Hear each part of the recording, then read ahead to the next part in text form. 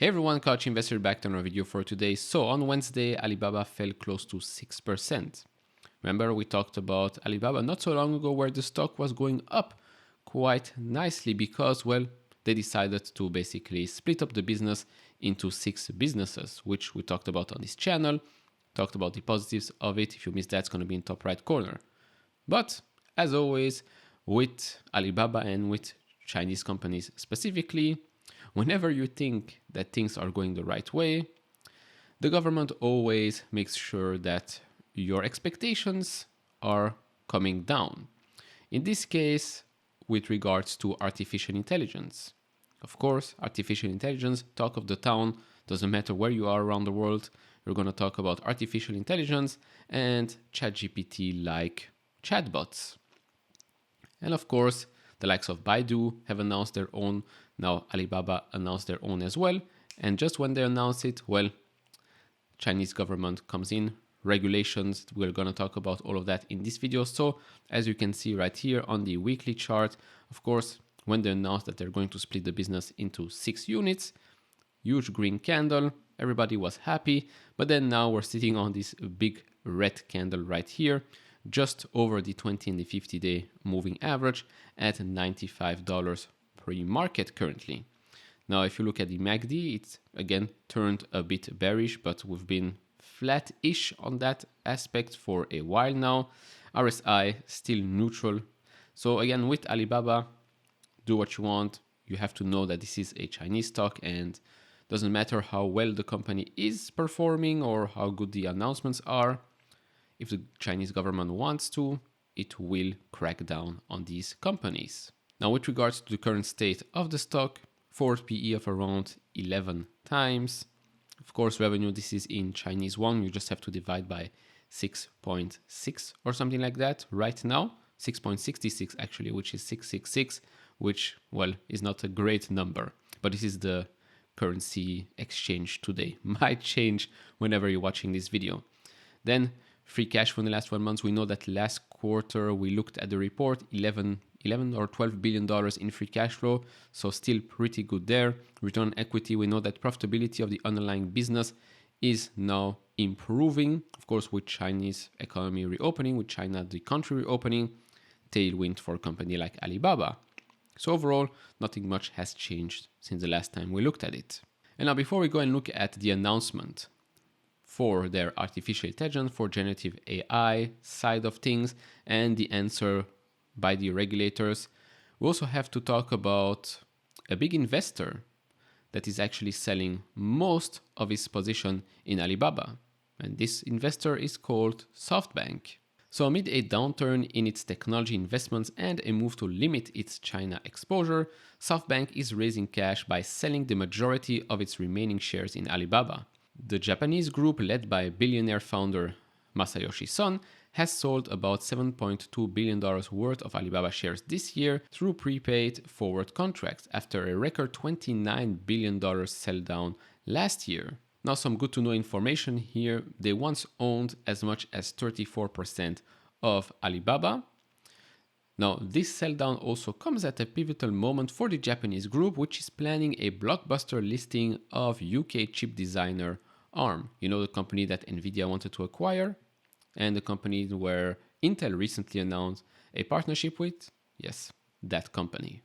So of course, that announcement certainly did not help the stock on Wednesday.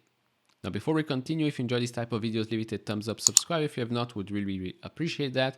And if you want to support me even further, do check out the link down in the description and in the pinned comment to get the top 10 best stocks to buy now, or go to fool.com/couchinvestor. So, artificial intelligence, generative AI.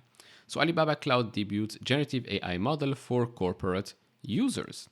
So they say here, the company will embed the large language model dubbed Tongji Qinwen, or whatever you want to call it.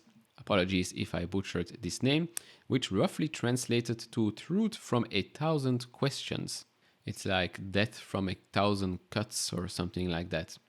Anyways, we have some quotes here from Daniel Zhang, chairman and CEO of Alibaba Group and CEO of Alibaba Cloud Intelligence, which of course was one of the major changes that we talked about I think 2 weeks ago, when they split into 6 business units. So we are at a technological watershed moment driven by generative AI and cloud computing, and businesses across all sectors have started to embrace intelligence transformation to stay ahead of the game. And of course, a company like Alibaba, it makes total sense to announce something like this. I think every other huge business will announce their own LLMs. We know Amazon is also working on one, which again is a no-brainer, right? We're going to talk about this in another video because this is something that they mentioned in the shareholder letter. Now, the Cyberspace Administration of China came out with a letter with a couple of rules when it comes to regulation. Of course, I can't read this, and if I translate it, it's not always the correct translation. So I'll just go and read a couple of things in English on TechCrunch.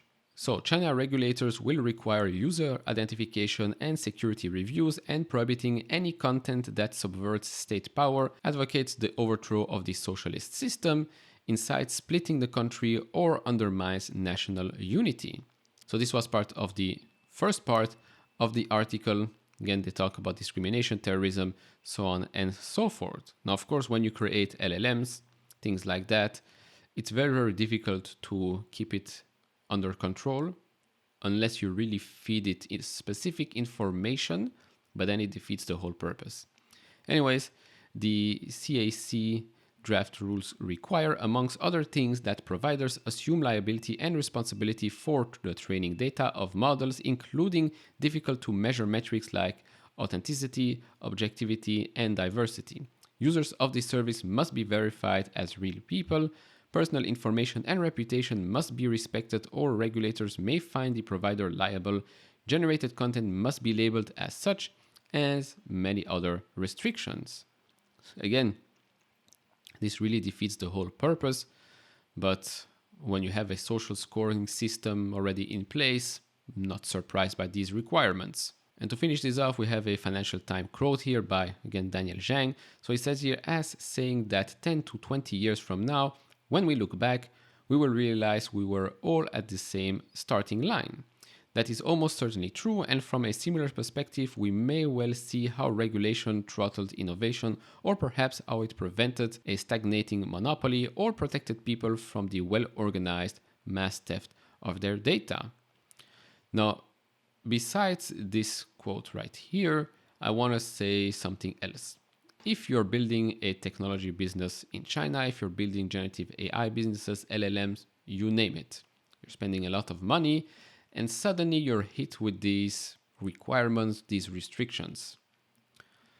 Some might say, well, I'm packing my bags, I'm taking my money elsewhere, and move out of China. Because why? Why should I waste my time and my money in a country that doesn't really appreciate the technology that I'm bringing, and a country where they'll put restrictions on it, and maybe in a couple of years' time, they'll just take my business away from me?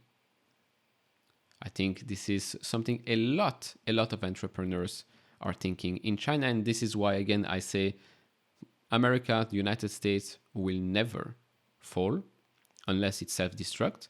But I rarely see people fleeing the United States because they want to have a better opportunity out there. Actually, it's on the contrary. People fleeing their country to go to the United States to have a better opportunity. Again, Alibaba, I'll say it again, if it was an American business, I think it would be worth way more than it is today. Today, it's still a great business, crappy stock. I'm someone that uses AliExpress, for example, but that doesn't mean I have to own the stock. So that will be it for this video. Of course, do share your thoughts down in the comments below. If you enjoy this type of videos, leave it a thumbs up, subscribe if you have not, and I'll see you all in the next one. Bye bye.